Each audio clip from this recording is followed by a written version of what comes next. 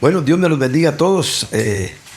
También bienvenido, Giovanni, al programa. Decidimos invitar aquí a uno de los jóvenes de nuestras iglesias, esperando que les sea de bendición y que también podamos aprovechar. No sé de qué se va a tratar el tema de hoy, pero podamos aprovechar algunas de las opiniones que desde el punto de vista juvenil puedan haber en relación a la palabra del Señor. También bienvenido, Marvin Josué, y el tiempo es para que vos dirijas el asunto. Gracias a todos a los que están escuchando este video. Quisiera que abrieran sus Biblias, pues ustedes saben que esta es una charla, pero de la palabra. Así es. Quisiera que abrieran sus Biblias en Juan capítulo 2. Pues como tú lo decías, casi siempre tratando de que nuestras palabras vengan más del corazón que de la mente, hemos dispuesto el no ponernos de acuerdo, ¿verdad? Con anticipación, que es lo que vamos a hablar, porque creo que hay mucho que hablar sobre mesa, hay mucho que hablar fuera del contexto eclesiástico, ¿verdad? Y para eso es este programa, pero para ponerlos en contexto a ustedes dos, quisiera leer unos pasajes y también a los que están detrás de cámara, que nos acompañen aquí en Juan capítulo 2, del verso 1 en adelante, desde el verso 2 en adelante. Al tercer día se hizo una boda en Caná de Galilea, y estaba ahí la madre de Jesús, y también fue invitado a la boda de Jesús con sus discípulos. Y cuando se acabó el vino, la madre de Jesús le dice: no tengo vino. Jesús le dice: mujer, ¿qué tengo en común contigo? Aún no llega mi hora. Su madre dice a los que servían: haced lo que os diga. Y estaban ahí puestas 6 tinajas de piedra para agua, conforme a la purificación de los judíos, cada una con capacidad para 2 o 3 metretas. Jesús les dice: llenad las tinajas de agua. Y las llenaron hasta el borde. También les dice: sacad ahora y llevad al maestresala. Y ellos lo llevaron. Cuando el maestresala probó el agua hecha vino, no sabiendo de dónde provenía, aunque lo sabían los servidores que habían sacado el agua, el maestresala llamó al novio y le dice: todo hombre sirve primero el buen vino, y cuando están embriagados el inferior, pero tú has guardado el buen vino hasta ahora. Jesús hizo que este fuera el principio de sus señales en Caná de Galilea, y manifestó su gloria, y sus discípulos creyeron en él. Después de esto descendió a Cafarnaúm, él y su madre y los hermanos y sus discípulos, y permanecieron ahí no muchos días. De esto es lo que quisiera que habláramos esta mañana, y quiero leerles unas palabras de introducción. Necesitamos no solamente aprender, sino ser influenciados. Creo que todos necesitamos palpitar al ritmo del corazón del Señor por medio del Espíritu. Necesitamos más que conocimiento, vivencia espiritual. Necesitamos urgentemente que el Señor haga la obra en nosotros de cambiar nuestra esencia interior de agua por vino. Que nosotros veamos el hecho no solo de llenar con agua las tinajas, sino que el Señor cambie la materia, que el Señor traiga el toque de su vida en cada palabra que nosotros recibimos. Es necesario que el Señor deje señales que se conviertan en marcas en nuestros corazones para creer más en Él y alcanzar su vida.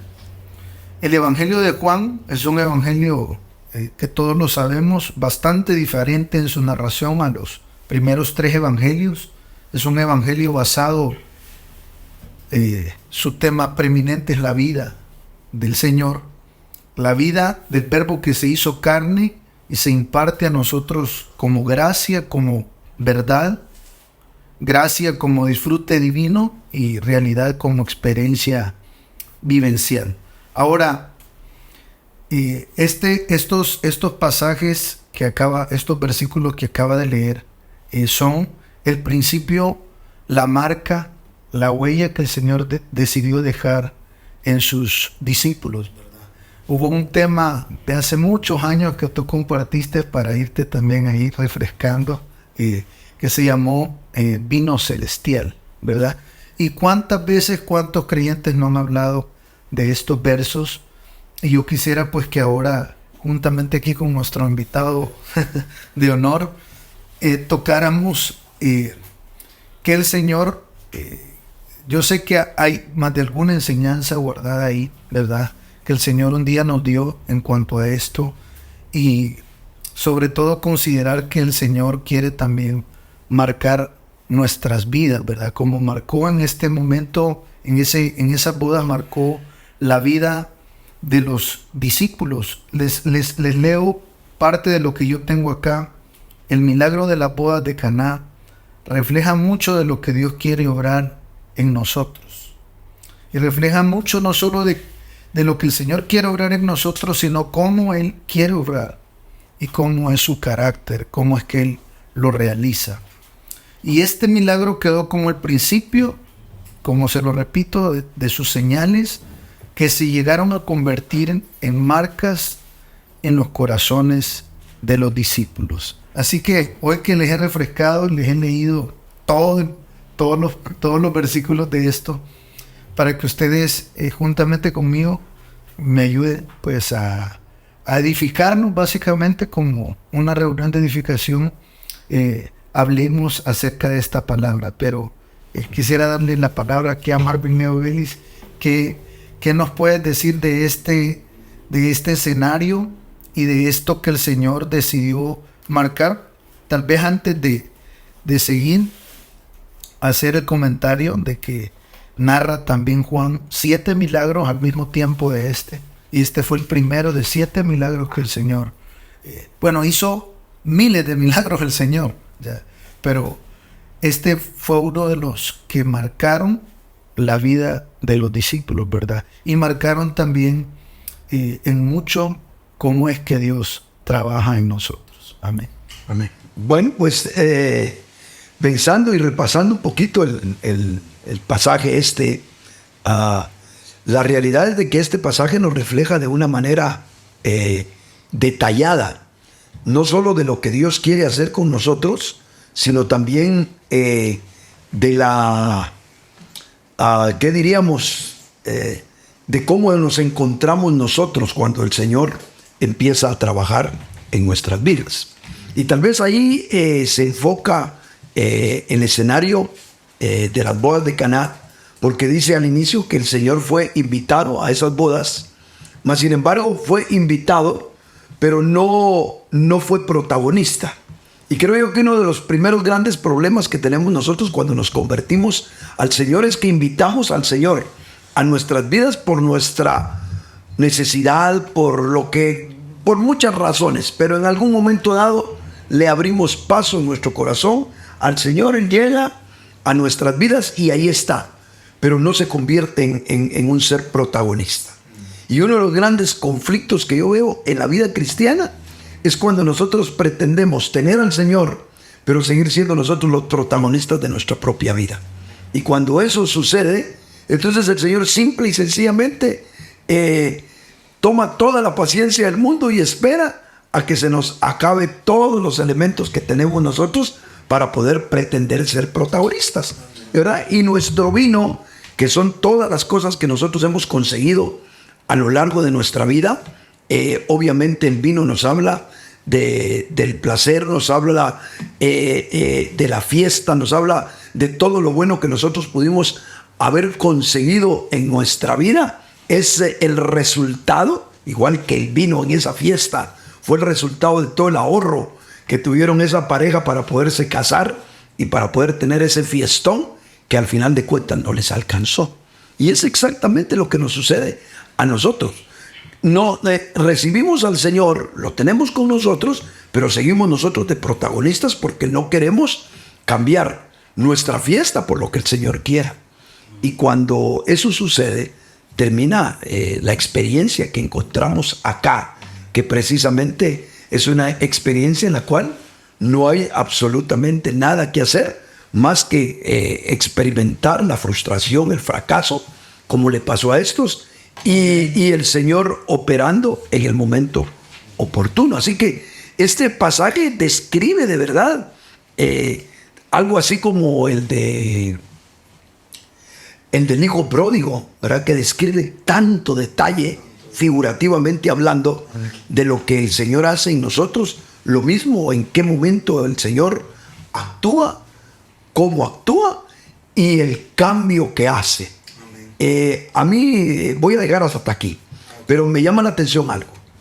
El Señor, cuando se dispone a hacer el milagro para suplir la necesidad de los que están ahí, Él le pide a los siervos que llenen las tinajas de agua. Pudo haber hecho otra forma de milagro el Señor. Sí, les pudo haber dicho, vayan a las tinajas y las van a encontrar llenas de vino. Y no haberlas transformado, sino haber creado el vino. Lo pudo haber hecho el Señor. Pero Él decidió que hubiera una parte de los humanos implicados a esa fiesta, en la cual llenaran de agua las tinajas y después Él convertirlas en vino. Eso tiene unas implicaciones muy hermosas que en el transcurrir del programa las podemos dilucidar y podemos sacar bonitas cosas. No, y sí les digo tanto a que Giovanni como a ti que no tengo algo estructurado bien claro, porque realmente los que están sintonizando estos programas se darán cuenta que he venido aquí a proponerles tantas partes de la Escritura que oímos tanto tiempo pero que las perdimos y que fueron un pilar y un principio en nuestra vida, de sobre todo entender el carácter del Señor, ¿verdad? Entender cómo el Señor realmente quiere operar, y recordando un poco ese tema muy antiguo que tú compartías, decías en esa ocasión, veamos que el Señor dedicadamente no responde a la necesidad aquí. O sea, el Señor no está respondiendo a una necesidad. Hay necesidad y casi que el Señor responde, no me importa. ¿Ya? Definitivamente, porque el Señor tiene un vino, y sería bueno que aquí dijéramos que es ese vino del Señor, ¿verdad? Creo que ese gozo que el Señor nos da, pero que va más allá de lo que nosotros mismos podemos conseguir por nuestros propios medios. El gozo del Señor es ese que sobrepasa nuestras capacidades, que sobrepasa nuestro entendimiento, que sobrepasa lo que nosotros podemos lograr, con nuestra propia fuerza, pues, ¿verdad? Y ese vino, porque al final el regalo del Señor aquí en este escenario es el vino que Él da. No lo da casualmente por una necesidad. O sea, el Señor, ¿cuántas necesidades no vio? Y en este caso, Él vio la necesidad y pues no fue eso lo que lo movió. Incluso narra el Señor y le dice a su madre, no ha llegado mi hora. No ha llegado mi hora. ¿Cuántos hemos pensado que el Señor obra porque hay necesidad? ¿Cuántos hemos pensado que el Señor se mueve porque hay necesidad? Creo que si así fueran, nadie tuviera problemas. Nadie tuviera necesidades. Es obvio que aquí el Señor vio la necesidad, vio la escasez. Y María sabía que el Señor era el único que podía hacer algo. Pero el Señor no actuó de primas a primeras. ¿Ya? Definitivamente que aquí hay mucho que escarbar, mucho que ver del carácter del Señor, que dice, no ha llegado mi hora. ¿Verdad? No sé si tú querías decir. Sí, que yo veía algo bastante importante en esto que mencionaba. Era, por ejemplo, la parte en la que de verdad, como decía Marvin, hemos idealizado, yo creo que más que todo en la juventud actual, de que Dios tiene que cubrir por obligación casi del 100% de nuestras necesidades, ¿verdad? Y por eso es que muchas veces incluso existe la tendencia de amargarnos incluso con el mismo Señor, porque no obra en la necesidad que nosotros tenemos. Pero justamente como el hermano decía, esa figura que muestra en ese momento Dios, que Jesús, que lo pudo haber hecho de otra manera, sino que les dice, llenen las tinajas, llénenlas de agua. Y yo creo que para los que estaban sirviendo el vino, ha de haber sido, ¿para qué va? O sea, es ilógico incluso creer que del agua iba a manar algo, ¿verdad? Pero creo que ahí nos muestra perfectamente cómo incluso María les dice, hagan lo que Él les diga. Y porque Dios no opera en la necesidad, sino que en la obediencia de lo que Él demanda. Y creo que eso es a lo que hoy en día se ha perdido, porque hemos creído de que Dios tiene que obrar o que tiene que hacer algo solo porque es Dios. Y nosotros desatendernos totalmente de la responsabilidad de obedecerlo. Al final no dejamos de ser hijos. Y como hijos tenemos una actitud de obediencia. Yo creo que ese disfrute de que hoy estamos hablando, que es el vino, solamente lo vamos a poder encontrar de esa manera, con una actitud de obediencia ante lo que Él nos presenta. Porque si estos hombres no hubieran atendido absolutamente a nada de lo que Jesús les planteaba en el momento, no hubiera vuelto el vino. Y esa creo que es una figura exageradamente importante que hoy en día se ha perdido, que hemos creído que Dios, por el hecho de que ahí está, como decía usted, en un plano secundario, porque Jesús no estaba ahí como protagonista, pero solo por el hecho de existir, porque yo creo, pero no opero, porque no hago nada, pero Él siempre tiene que estar. ¿Qué responsabilidad o qué derecho tenemos nosotros de exigirle al Señor de que cubra necesidades en donde ni siquiera nosotros lo hemos colocado a Él?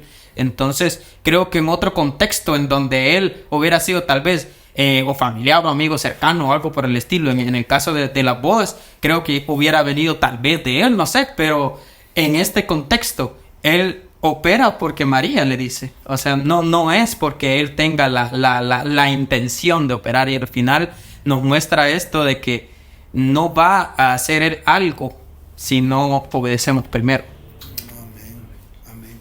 Bueno, ya que ustedes están, que Marvin vino muy abierto al tema, déjenme tal vez esquematizar un poquito el asunto para que vayamos dilucidando algunos puntos. Yo comparto exactamente lo que tú decís, Giovanni. Espero en Dios que el día este fin de semana podamos hablar precisamente un poco acerca de la obediencia.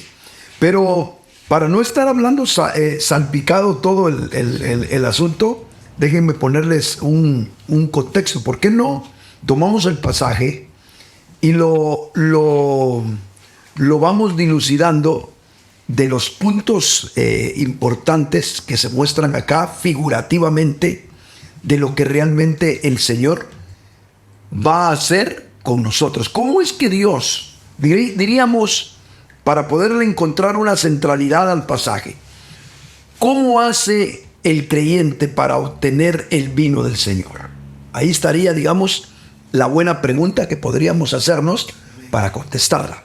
¿Cómo hace el creyente para obtener el vino que realmente viene de Dios? Ese que le da culminación a nuestra vida, el que no nos deja a la mitad, el que no nos frustra en el camino, sino el que nos da la plenitud. Eso sería, digamos, la comparación entre el vino que producimos nosotros, los seres humanos, con el vino que produce el Señor. El vino del Señor hizo que terminaran plenamente con la fiesta. En cambio, el otro vino lo dejó a medias la fiesta, ¿verdad? Entonces, lo que nosotros necesitamos es que pueda existir en nuestra vida un vino, ¿verdad?, hablando figurativamente, que nos alcance para el final de nuestros días, que nos alcance para la plenitud de nuestros días, porque creo yo que la experiencia de todos, especialmente los que no somos quinceañeros, es que nos damos cuenta que en el transcurrir de la vida se nos acaba precisamente cualquier vino que hayamos nosotros echado mano, sea de la belleza, sea de las finanzas, sea de la fortaleza, del carácter y de tantas cosas más de las que nosotros hacemos uso, todo eso que nuestro falso yo un día construyó y de lo que se amarró. Y digo, con esto yo salgo adelante, es mi salvavidas en medio de mis tormentas, y nos sirvió hasta cierto punto, porque eso es lo más tremendo, que sí nos alcanzó para mucho, pero no nos alcanza para todo, ¿verdad? Y cabal, cuando ya nosotros estamos agotados en nuestra vida, cuando nosotros ya estamos llegando a los tiempos en los cuales no tenemos la vitalidad, ni le tampoco podemos dar cuento a nuestro falso yo, pues ya nuestro falso yo mismo ya no es tan convencido tan plenamente, porque hemos fracasado tanto que ya no le damos cuerda, ya no le podemos mentir. Y entonces nuestro falso yo inevitablemente se empieza a desmantelar. Y precisamente en ese momento se nos termina el vino que nosotros hayamos tenido. Entonces, la idea sería que para todos los creyentes, para gente joven como tú, hermano, que le falta vivir mucho, y si no ha venido el Señor, te falta vivir, pero grandemente. Ahí es que cuando te vas a dar cuenta que aún con un Cristo en tu vida, te puedes quedar sin el vino, porque el vino al final de cuentas no era el que deberías de tener, porque tal vez el conflicto no sería si fuéramos impíos, no tendríamos nada, pero somos gente que hemos invitado a nuestra vida al Señor, y en nuestra propia vida, estando el Señor con nosotros, Él no ha hecho el milagro de darnos el vino de Él. Entonces diríamos que para poder encontrar el vino, el verdadero vino, nosotros tendríamos que tener la experiencia de Caná. No es, diríamos, no estamos interpretando mal la palabra, porque si nosotros nos olvidáramos de los capítulos como realmente se escribió el Evangelio de Juan, hay una continuidad entre lo que se está narrando en el capítulo 1 y lo que se está narrando en el capítulo 2. Por eso en el versículo 1 dice, ¿al tercer día de qué? Al tercer día de un grupo de discípulos que decidió caminar con el Señor, de un grupo de discípulos que decidió vivir con el Señor, de un grupo de discípulos que habían dejado la religión. Ojo, porque eso es lo que está narrando el capítulo 1, ¿verdad? De unos discípulos que, estando con Juan, porque eran discípulos de Juan, oyeron al Señor. Juan dijo, he ahí el Cordero de Dios que quita el pecado del mundo, y dijeron, nos vemos, hermano Juan, y se decidieron en seguir al Señor. Así que era gente que estuvo dispuesta a dejar la religión, era gente que estuvo dispuesta a dejar su pasado, a dejar su vida misma, y empezaron a vivir con el Señor. Terminado ese escenario del capítulo 1, sigue diciendo el capítulo 2, al tercer día. Después de eso, 3 días después, el Señor lo lleva a experimentar algo, a que se den cuenta de algo, que aún viviendo con Él, tiene que cambiar el vino. La esencialidad de nosotros tiene que cambiar por algo que haga el Señor. Ahora, ¿de dónde sacamos nosotros? Aquí estaría la lección. ¿De dónde sacamos nosotros el vino que es de Dios? Lo sacamos primero de reconocer la frustración y las limitantes que tenemos en la vida.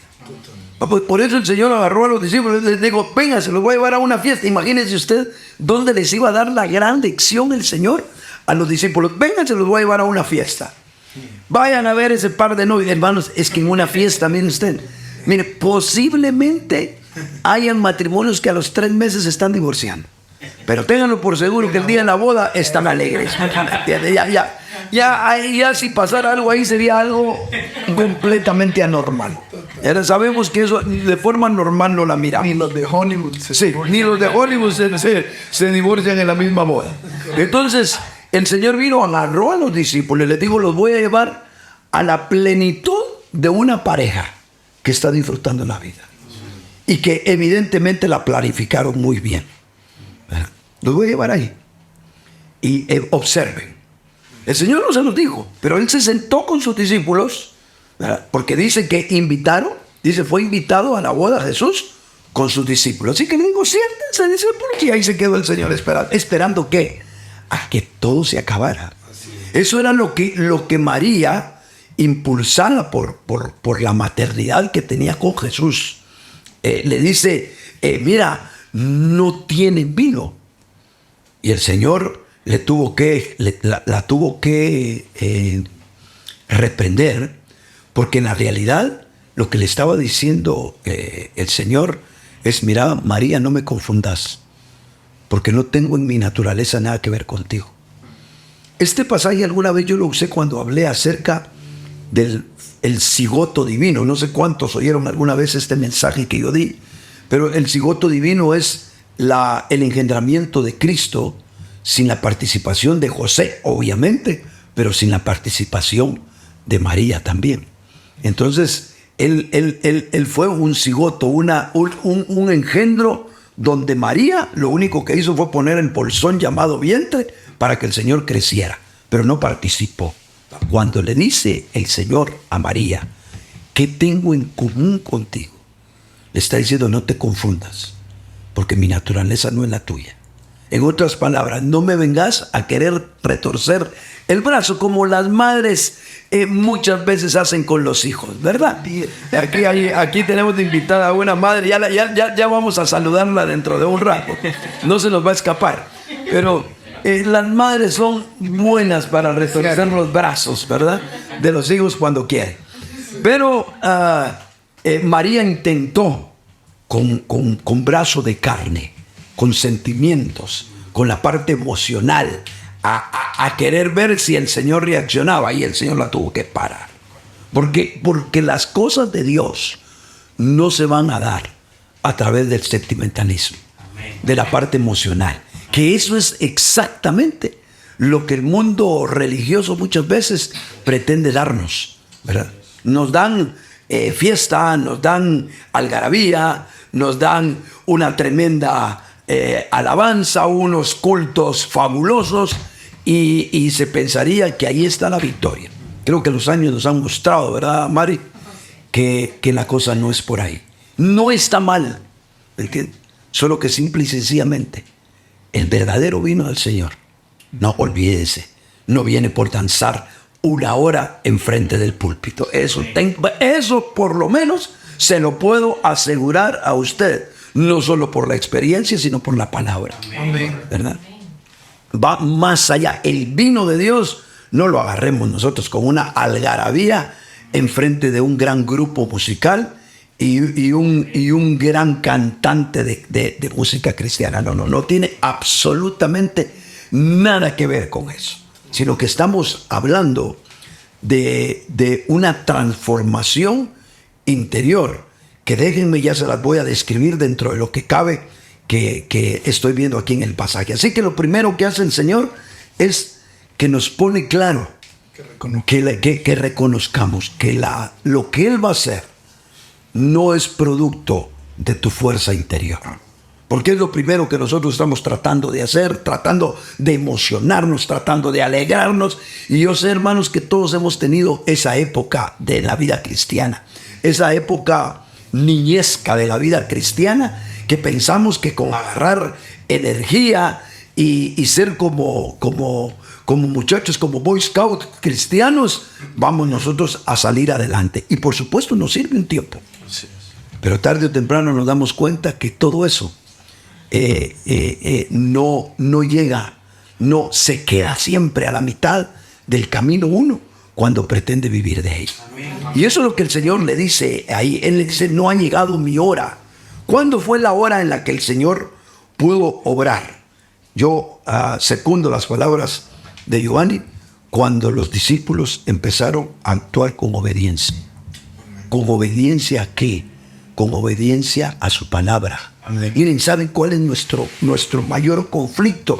Y como Marvin me dejó abierto el tema, porque no me lo encauzó propiamente, así que déjenme yo ser el que ponga las figuras acá. Uno de los grandes conflictos que nosotros tenemos en la vida es precisamente el no poder amarrar las cosas a través de la palabra. Es decir, nosotros le prestamos muy poca importancia a la escritura, a la verdad. No nos damos cuenta nosotros que la verdad del Señor es como la receta médica o la receta de cocina, ¿verdad? A veces las hermanas, yo miro que se comparten algunas su buena receta, ¿verdad? Pero de mano en mano, cada una le va cambiando algo. Yo me recuerdo de una vez estaba Lidia y Mercy queriendo hacer no sé qué cuestión, y leyendo en una su receta, leían una palabra que no sabían ni qué era. Como a veces en otros países le dicen con otro nombre, que alguna hierba o algo por el estilo. La cosa es de que como no entendían ni siquiera qué significaba esa palabra, dijeron, no le echemos. ¿Qué le vamos a echar si no sabemos ni qué es? Pero por supuesto las cosas no quedan igual. A veces nosotros no le ponemos atención a que la obediencia a la palabra es la clave. Porque hemos reconcebido el Evangelio a nuestra propia opinión. El fracaso al final del creyente es el alejamiento que tiene a la verdad del Señor. Amén. Porque si nosotros le creyéramos a Dios y cumpliéramos lo que Dios dice y obedeciéramos a la palabra y le hiciéramos caso al mandamiento, como decía Giovanni, yo le aseguro que el resultado no se haría esperar, porque Dios no es infiel para mentir. Amén. Él va a darle honor a su palabra y va a cumplir su palabra en nosotros. Pero ¿qué tan apegados estamos nosotros a su palabra? Nosotros no nos damos cuenta que la vida cristiana la hacemos a nuestro gusto. Nosotros decidimos qué es pecado y qué no es pecado. Imagínense usted hasta el colmo de lo que llegamos, ¿verdad? No, eso no es pecado. ¿Por qué? Porque tú lo dices o porque lo dice la palabra.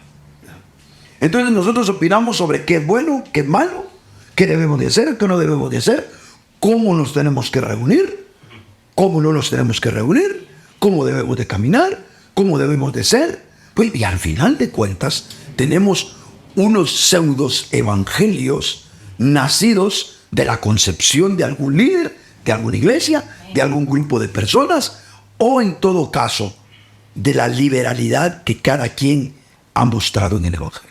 Después de que hacen lo que quiere, después de que tienen a Jesús ciertamente en sus vidas, pero haciendo su propia fiesta, pretenden que todo les salga bien. Y tarde que temprano, hermano, lo que el hombre sembrare, amén, eso también segará.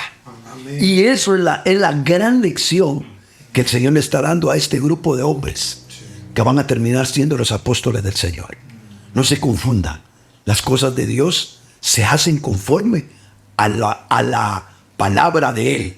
Y por eso fue que cuando el Señor vio que se acabó el vino de ellos y ya tuvo la oportunidad de obrar, le dice a los sirvientes, llenen las tinajas ¿de qué? De agua. Todos sabemos nosotros que el agua en la palabra significa la palabra del Señor. ¿Verdad? El apóstol Pablo lo dice en la carta a los Efesios, dice que la iglesia ha sido purificada por el lavamiento del agua por la palabra del Señor. Así que el agua es una figura maravillosa de la palabra del Señor. Entonces el Señor nos está diciendo figurativamente, llenen esas tinajas vacías de agua. Empecemos a llenar la vida, a hacerle un espacio en nuestra vacíez a la palabra. Empecemos a hacerle de verdad un espacio, hermanos, en nuestra vida vacía que tenemos a la palabra, a creerle a la palabra del Señor, a que tenga un espacio que si la Biblia dice tal o cual cosa, lo hagamos. Y cuando eso sucede, entonces el Señor viene y transforma su palabra. Es la palabra del Señor. Es la esencia de la palabra, hijo. Lo que realmente necesitamos nosotros para que no se acabe el vino en nosotros. ¿Qué fue lo que se convirtió en vino? Que le dio la plenitud, el gozo y la felicidad. ¿Por qué? Porque el agua es figura de la palabra y el vino es el resultado de tener la palabra con nosotros. Amén. ¿Verdad? Es el gozo que produce Dios, es la fiesta que viene de Él. Amén. Y esa fiesta que no se termina. Amén. Esa fiesta de la que dice la Escritura que hay gozo aún en medio de la tribulación. Esa manifestación divina que la produce Dios y no el hombre, pero que Él la saca esencialmente del espacio que nosotros le abrimos a la palabra del Señor. Amén. Cuando hay palabra del Señor en nosotros y le damos su lugar, entonces Dios transforma esa palabra y la convierte en el gozo y en la plenitud de nuestra vida. Ese sería, digamos, el mensajito que yo podría sacar de ese pasaje. Sí, claro. No, la verdad es que bastante impresionante y mucho más de lo que yo creí que, que íbamos a hablar acá. Y la verdad que si no quisiera, tal vez en esta ocasión, alargar tanto la charla, porque me he sentido también motivado a que ministremos al Señor aquí juntos, ¿verdad? La verdad que lo que tú has dicho muchas cosas nuevas, ¿verdad? A lo que anteriormente habíamos escuchado, y el Señor decide revelarse de esa forma progresiva, ¿verdad? Él decide revelarse según también nosotros nos dispongamos. A veces, como decía Giovanni, reclamamos, o si no reclamamos, vivimos inconformes, ¿verdad? En nuestra vida cristiana, diciendo, este evangelio no funciona, y cualquiera se frustra de quedarse con una teoría, ¿verdad? Pero el Señor quizás está a la distancia, para todos los que están escuchando, a la distancia, viendo padecer a tantos creyentes, y Él dispuesto a no hacer nada, ¿verdad? Dispuesto a no hacer nada hasta que venga esa palabra que tenía María, que venga esa voz a decirnos, hagan lo que Él les diga. ¿Verdad? Definitivamente que esa es la clave. La clave que no tuvo Saúl, ¿verdad? Obedecer es mejor que los sacrificios, y el prestar atención mejor que la grosura de los carneros, porque para estos hombres simplemente tuvo que haber una dosis de poner máxima atención a lo que el Señor les dijo. Realmente fue muy sencillo, era más una prueba de fe, porque llenar de agua unas tinajas no es complicado, ¿verdad? Lo complicado es de que no era vino, ¿verdad? Como tú lo dijiste, no era vino de lo que la estaban llenando, sino de agua, ¿verdad? Lo complicado para nosotros es que queremos los resultados, pero no aceptamos el proceso del Señor. Amamos los resultados, todos aman los resultados. Queremos un evangelio instantáneo, un evangelio tipo sopa Maruchan, es el que nos gusta, ¿verdad? El que se va a dar así, ya tenemos aquí, estamos activos, tenemos victoria. Pero, híjoles, yo en realidad estas temáticas que traigo ni siquiera las traigo en el fondo. Sí me confieso ante todos aquí que son en el fondo muchas preguntas que yo tengo, que siento que mi función aquí en este programa de Marvin Leo Willis es sacar las preguntas que todos tenemos pero que nadie hace, ¿verdad? Que todos quisiéramos decir, tengo esta duda, pero no la digo porque van a decir que cómo ando yo.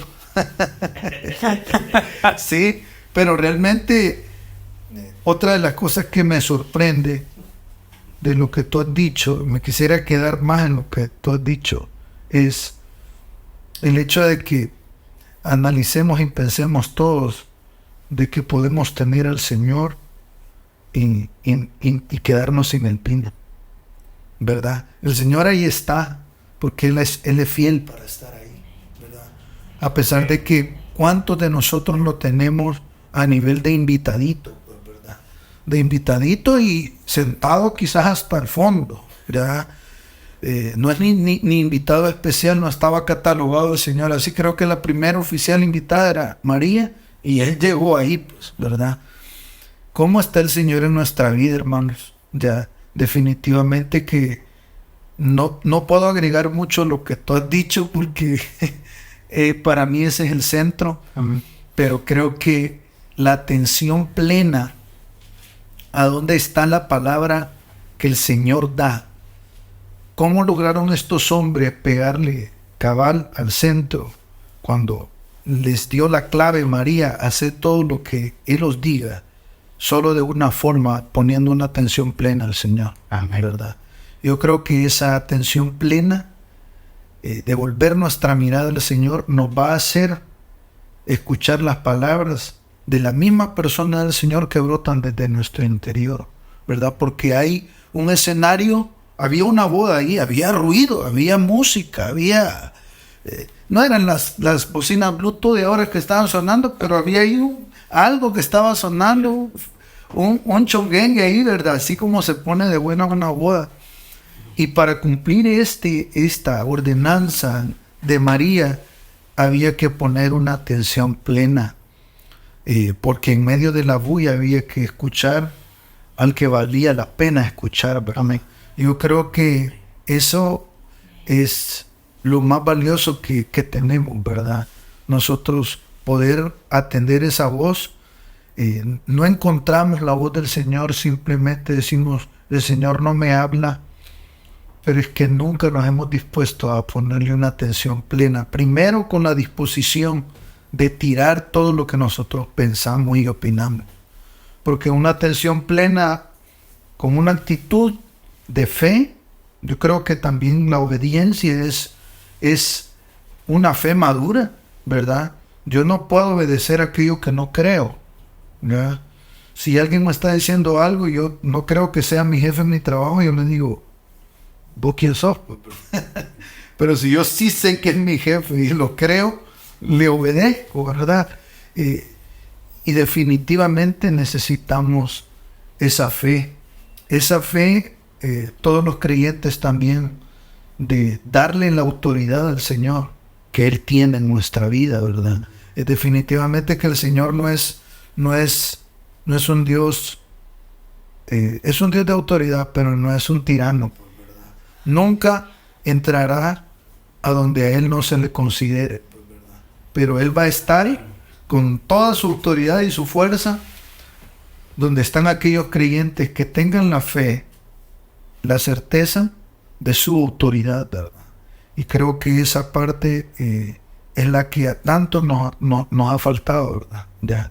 Queremos el vino, pero no queremos aceptar el agua del Señor, ¿verdad? Llenarnos de Él para que definitivamente ese milagro solo puede brotar de la palabra del Señor. Él haga el milagro, ¿verdad? De no hacer un cambio superficial, ¿verdad? Sino un cambio sustancial en nuestra vida, amén. De cambiar esas palabras tan sencillas, volverlas vida para cada uno de nosotros. Amén. Amén. No sé si quisieras decir algo más. Sí, me surgía en realidad una pregunta con lo que hemos estado hablando, y es, creo que esto se aplica mucho a cómo muchos jóvenes actualmente vivimos, pero creo que todos vivimos intentando llenar nuestra vida con algo específico, intentando que ser un vino natural que al final, como dice el hermano, se nos va a acabar. Pero ¿cómo podemos de verdad nosotros saber o discernir que lo que estamos escuchando de la palabra, llámese por medio de otro maestro, ministro, pastores, como sea, obedecer eso y cómo saber de que de verdad eso va a cubrir o a llenar o a causar ese cambio? Porque como dice usted, por desgracia vivimos en una época donde todo le cambia a la receta, ¿verdad? Entonces obedecer a una receta cambiada puede causar en nosotros algo malo o algo bueno, o solo por el hecho de obedecer fue bueno, o cómo, ¿verdad? A eso me refería. O sea, el ejemplo, como lo que hemos estado leyendo, es de que, por ejemplo, póngale que Dios dijo el agua y haya venido alguien y dice, no, me echémosle un poquito de sal, tal vez va a hacer alguna receta, cambiar algo ahí va. O sea, obviamente no hubiera funcionado igual porque ya no era lo que Dios había delegado. Entonces, para nosotros, no hablo solo jóvenes, seguramente a muchos adultos también les pasará lo mismo. ¿Cómo podemos tener de verdad la certeza de lo que estamos escuchando es genuinamente la palabra de Dios? Pues decir lo que estamos escuchando es un poquito subjetivo. Primero porque lo que hacemos los que predicamos es darle una aplicación a la Escritura. Entonces, entre lo que es la escritura y la aplicación, va a haber una diferencia que es sustancial, de manera que Pablo dice, en parte hablamos y en parte profetizamos. En otras palabras, no hay mensaje puro, por muy basado en la escritura que yo esté, ¿verdad? Porque estoy yo dando una explicación, estoy tratando de adecuar el mensaje de la palabra con mis palabras. Ese intercambio que hay, pues deja ciertas lagunas en todos los predicadores, ¿verdad? Entonces, más que eso, nos debería de interesar qué tanto conocemos de la misma palabra. Y hermanos, parece increíble, pero la escritura ha dejado de ser, ya de décadas, para el pueblo del Señor, un libro que nos hable, que nos aconseje, que nos guíe y que tenga la última palabra en nuestras vidas. Entonces, eso se ha vuelto un libro que cada día lo ve el pueblo del Señor obsoleto, y más obsoleto, y más obsoleto. Cada día encuentra menos lecciones, menos principio, menos creíble, ¿verdad? Pensamos que el mensaje de la palabra es temporal, o sea, para una época, sin darnos cuenta que Dios escribió de una manera atemporal la escritura para que sirva hasta los fines de los siglos. Entonces, el Señor mismo dijo, pasará el cielo y la tierra, pero de mi palabra ni una sola letra va a pasar. Entonces, la palabra es vigente. Si nosotros nos esforzáramos por entender la palabra e irnos perfeccionando, en ir purificando lo que entendemos de nosotros, irlo quitando poquito a poquito, como esa escoria que se va pegando de los pensamientos muy sutiles y filosóficos que podamos alcanzar, e irlos depurando con la palabra del Señor, seguramente tendremos una medida que nos va a servir para nuestro crecimiento y obra. Entonces, ese sí es un grandísimo problema. Entonces, tú me oís a mí y tenés que purificar en algo, ¿me entendés? Algo hay mío, algo hay de Dios. Pero eso va a pasar con cualquiera que escuches. Será muy pretencioso un hombre que piensa que cada vez que habla hay como que Dios mismo está hablando. Yo sí creo que hablo la palabra de Dios, pero con eso como una versión, ¿verdad? Pero no la mismísima palabra del Señor. Entonces, si nosotros somos capaces de ir purificando lo que dice la Escritura y apegarnos a ella, te vas a dar cuenta que cada vez que encontrás esa fórmula, esa receta de la verdad de Dios, en esa hay que quedarnos, y eso seguro que sí da un fruto aceptable. Pero entonces, hay que darle cierta... hay que hacerle cierta misericordia a todos los que hablamos de parte de Dios, porque parte hablamos, parte decimos, parte opinamos, pero debemos de cuidarnos de nosotros mismos, porque te voy a decir, nunca en la vida, en la historia de la humanidad, ha habido una experiencia de ser tan sacudidos por tantas cosas como hoy en día. Ese bendito aparatito que tenés ahí en tus manos te habla de lo de Dios, posiblemente si agarras una versión de la Biblia, y te dice 60,000 cosas estúpidas, a las cuales que a veces, desgraciadamente, en nuestra generación, en nuestros tiempos, los agarramos y los tomamos como cosas que pertenecen a Dios, y estamos saturados de un montón de opinión humana que no tiene nada que ver con la palabra del Señor. Déjenme terminar el programa con algo que nunca había visto yo hasta ahora, que me obligó Marvin a ponerle más atención de lo debido o de lo que yo había hecho al pasaje, y es que en la realidad el verdadero protagonista de este pasaje es María. Yo nunca me había percatado que María es... De María no se dice que la invitan. Nosotros, algunos de ustedes medio mencionó e invitaron también a María, Y yo me puse a ver dónde está eso. Y me di cuenta que no. La Biblia dice en el verso 1, dice, al tercer día se hizo una boda en Caná de Galilea. Y estaba ahí la madre de Jesús. No dice que era invitada. Y también fue invitado a las bodas Jesús con sus discípulos. Él sí fue invitado. María, entonces, ¿qué estaba haciendo María? Mire, si usted quiere, me la voy a inventar o de repente le estoy pegando a la interpretación. María era la organizadora de esa boda. Es lo más evidente que yo veo ahora que leo el pasaje otra vez. Porque ella es la que se da cuenta que no tienen vino. ¿Por qué? Porque la fiesta seguía y de alguna manera, si a mí me ponen en una fiesta, me ponen una botella de vino, de aquí a que me doy cuenta yo que en la cocina ya se acabó, yo me voy a dar cuenta cuando se acabe la botella que está en mi mesa. Entonces la fiesta continuaba, pero la que se dio cuenta que ya se había escaseado la reserva que había en el área de la cocina, si usted quiere, fue María. ¿Por qué? Porque ella era la organizadora del asunto y por eso se fue con el Señor a pretender que el Señor hiciera algo. Entonces, ¿qué representa María? María representa al creyente. ¿Por qué? Porque nosotros somos los que hemos dado a luz a Cristo. Así que María somos nosotros mismos. En la figura, si la queremos calzar bien la figura, María somos nosotros, ¿verdad? Entonces, ¿quién sería el novio? El novio es lo que nosotros, la felicidad, los programas emocionales que nosotros queremos sacar a flote con nuestra propia fiesta. Hasta que aparece el Señor y desmantela todo eso y pone su propia fiesta.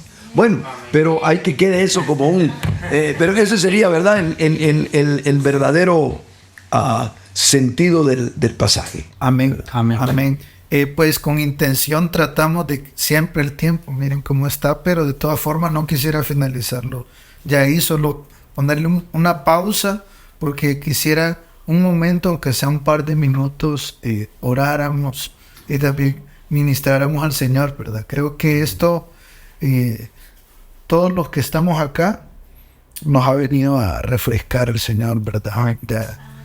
De algo más que necesitamos alcanzar, ¿verdad? Tenemos al Señor, pero nos quiere también bendecir dándonos este vino celestial. Así que nos ubicamos, ¿sí? Ok. Joan, saca tu... Bien. ¿De qué quién es? ¿De alabanza? Aprovechando. Y el gordito detrás de cámara no va a participar. ¿Podría participar? Ahí hay un cajón. Va a traer el cajoncito.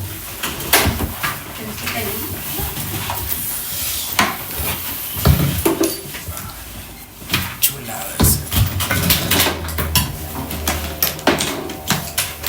Hermosa palabra. Muy hermoso todo esto. Hermosa palabra. Bastante.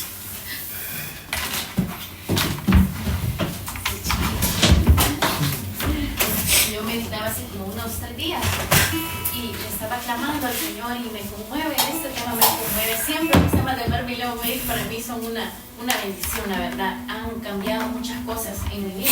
Un día se lo voy a testificar, pero tenía como 3 días de estarle diciendo al Señor, dame de tu vino, dame de tu alegría, permíteme experimentar la verdadera felicidad, porque todo lo de este mundo se me ha agotado, se me ha acabado. Y el Señor me ponía unas palabras y he estado ministrando este canto que dice, tú me haces tan feliz, amado mío, con alegría que no se encuentra en este mundo. Me ministraba tanto este canto estos días porque reconocía yo que había intentado todo, ¿verdad?, para ser feliz. Y el Señor fue quitando cada amor, cada bien, cada cosa, hasta que me dejó literalmente sin nada. Pero ahí es donde ha empezado a operar la verdadera felicidad que he estado buscando toda mi vida, ¿verdad? Así que de verdad que qué lindo cómo Dios nos habla, y eso me vino a vitalizar, ¿verdad? Y a certificarme que la verdadera felicidad la buscamos en muchos lados, pero la tiene Cristo cuando Él la implanta y la pone en su lugar en nuestro ser interior, ¿verdad? Amén. Gracias, Lidia.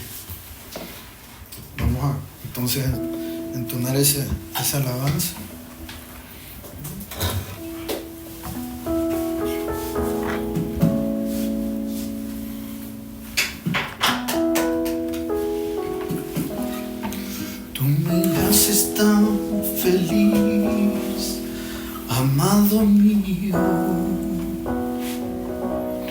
con alegría que no se encuentra en este mundo.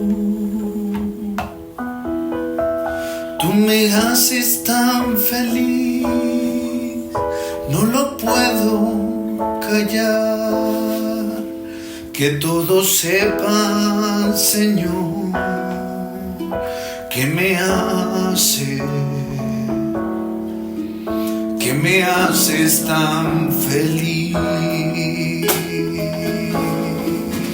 Tú me haces tan feliz, amado mío,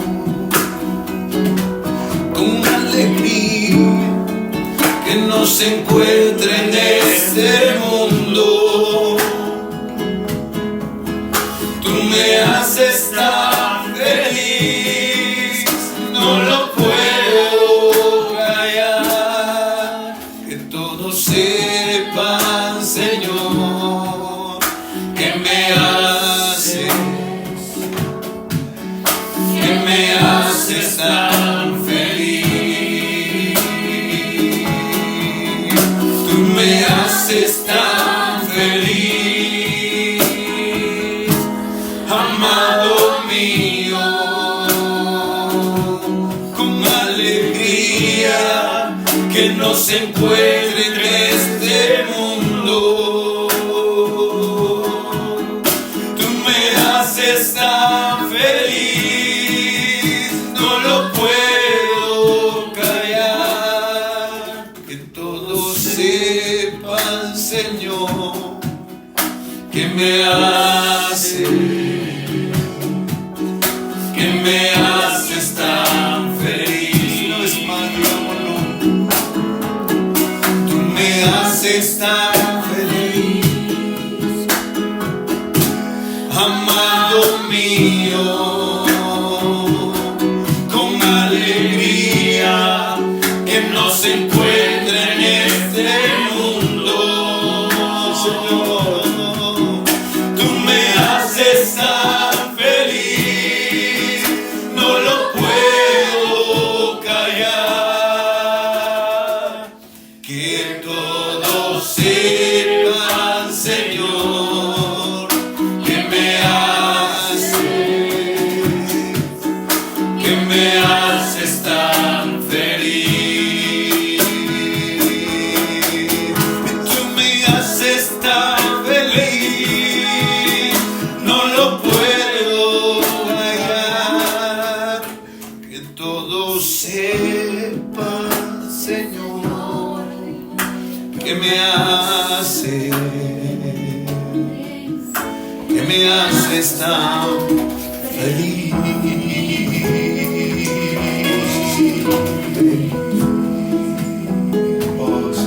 Todo iba muy bien como lo pensamos, todo iba muy bien como lo planeamos,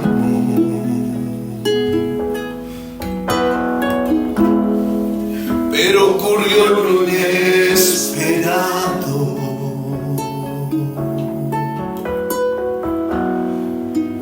Nuestro vino se acabó. Fue en ese momento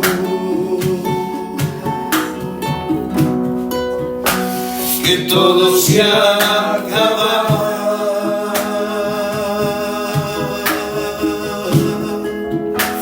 Fue en ese momento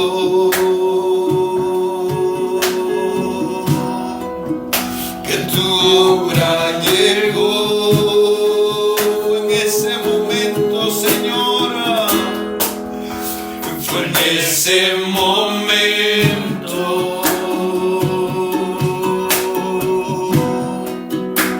que todo se acaba.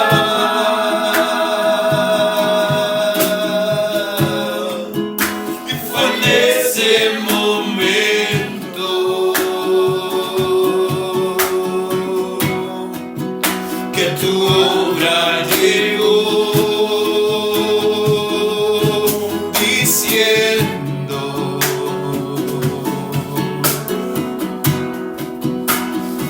llene las tinajas, pero llénenlas de agua.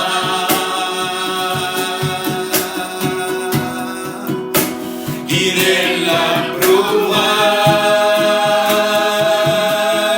diciendo: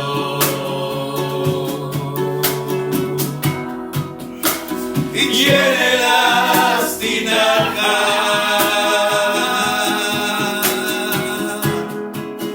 pero llénenlas de agua.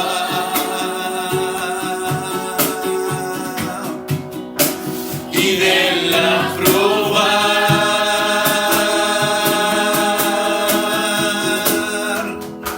Y todo cambió.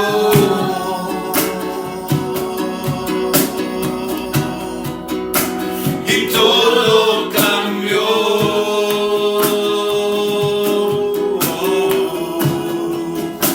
Y todo cambió.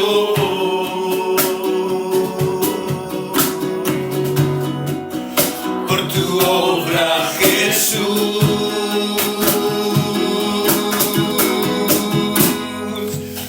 Y todo cambió.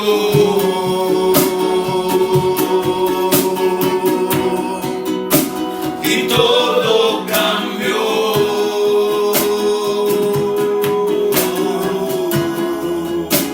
Y todo cambió.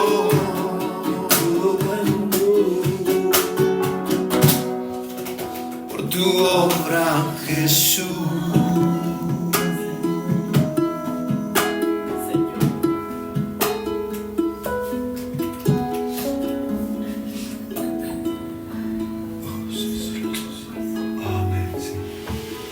Oh, gracias, Señor.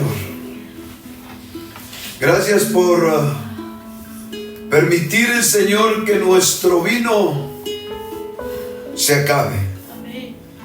Por darnos cuenta, Señor, lo que produce en nosotros cuando el vino en el que esperábamos deleitarnos se termina. Gracias por esos benditos fracasos, por esas frustraciones, por todo eso, Señor, que hemos vivido en nuestro interior, sedientos, en soledad, para que ahora tú, Señor, puedas convertir a través de tu palabra, Señor, esa verdad en un vino que llena, en una alegría, Señor, perdurable, en un gozo que supera nuestro entendimiento, en una paz inquebrantable en medio de las tormentas. En un ancla, Señor, que aún sacudida nuestra barca por las olas, nos mantiene firmes y nos hace penetrar más allá del velo y poder, Señor, contemplar tu rostro. Y nos hace, Señor, vivir el reposo que solo en ti podemos encontrar. Gracias, Rey. En el nombre de Jesús, Señor. Amén, Señor. Amén, Señor. Y amén. Dios los bendiga a todos. Amén.